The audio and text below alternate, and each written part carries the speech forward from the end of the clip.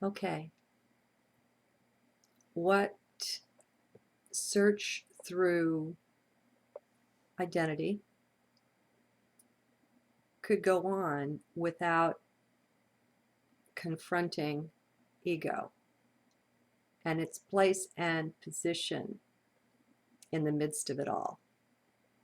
If we look around at the world as it is now, we see ego running rampant. Now, we're looking outside and it's obvious there. I do suggest that the reason it's obvious there is because it's going on the inside of so many people. Ego/mind is running rampant in most people's lives. It's in charge. It has, as it were, gone into the holy of holies of our being, of our center. I hesitate to say heart. It can't really make its way in there, but if it could, it would go in and purport to take charge. And it's a cruel taskmaster. Mind is unkind. Just look at the way your mind talks to you. Those of us that are turning our vision inward are getting a good look at this. And it goes on in your self-talk all day long. In small ways and great, the mind belittles you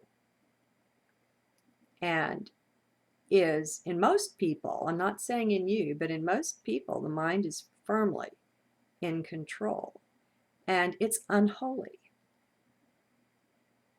It is a tyrant, a very little man pretending to be God inside of you.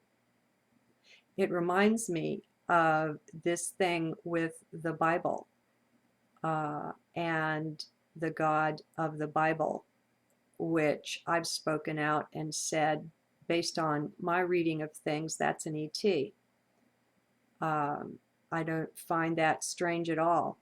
To me, it made the whole thing make perfect sense when I saw all the carnage and killing and bloody sacrifice going on, and the demand for worship and all of that kind of thing. That is not at all, even a little bit, my experience of Source. That's no God of love. And so the Bible softens it up a little bit in the New Testament, bringing in Jesus, who does bring in the law of love. And that's beautiful. I support Jesus, his message and mission. I do not support any religion of any kind whatsoever.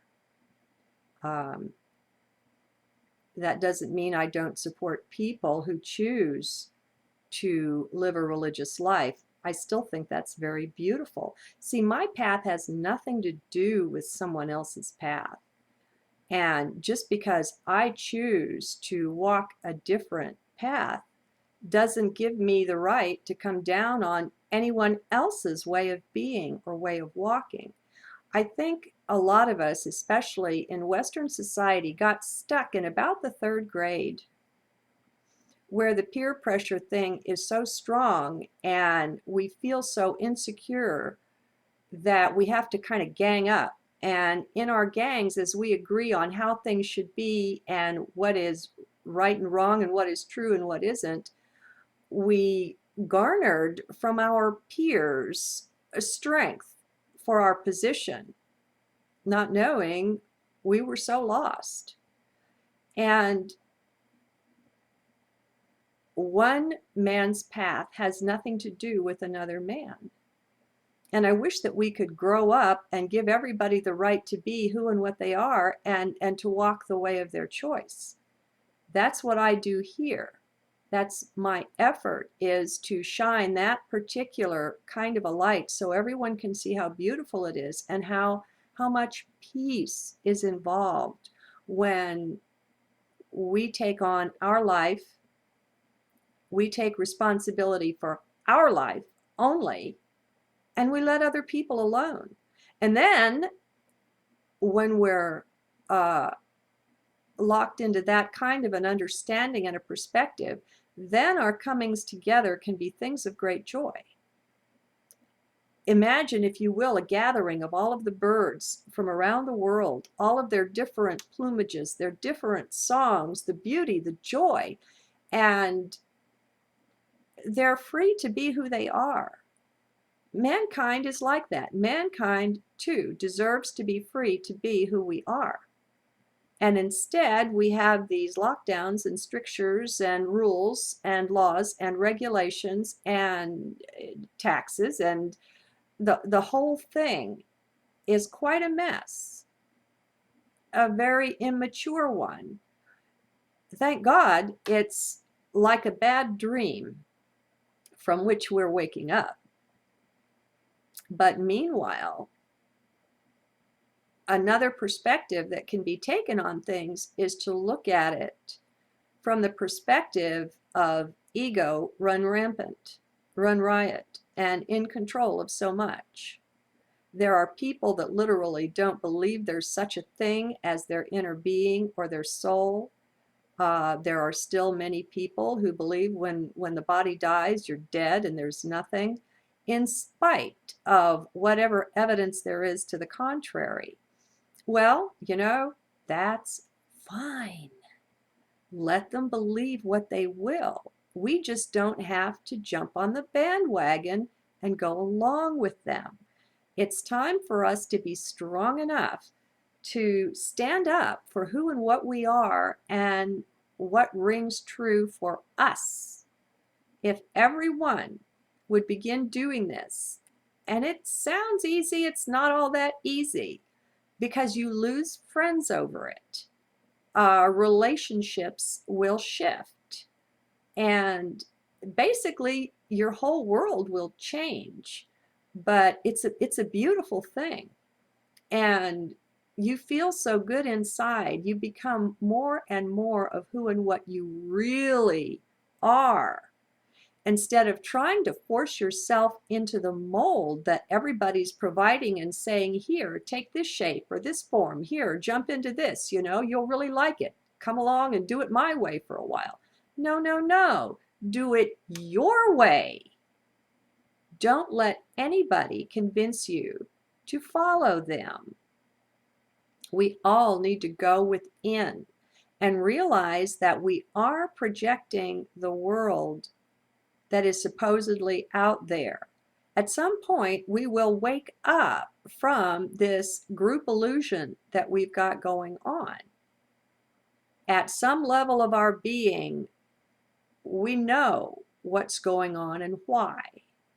And it's a very intentional thing that the 3D avatars that we've got down here, like this one, Teresa or Sita, as you wish, don't know the full story.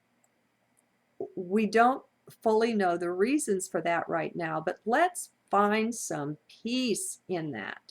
As we expand out, spread our wings and fly, as we expand out into our divinity, we acknowledge it, we put it on, we take more and more responsibility for our own life, lived our own way. As we do this, we come to such a point of peace and real pleasure in just being.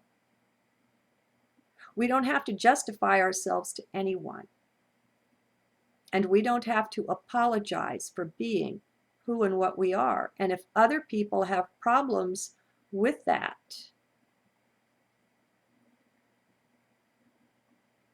that's their problem. We don't have to be mean, cruel, and harsh about it, but we don't have to take responsibility for what amounts to their problem either. That's not our lookout. Their waking up is their lookout.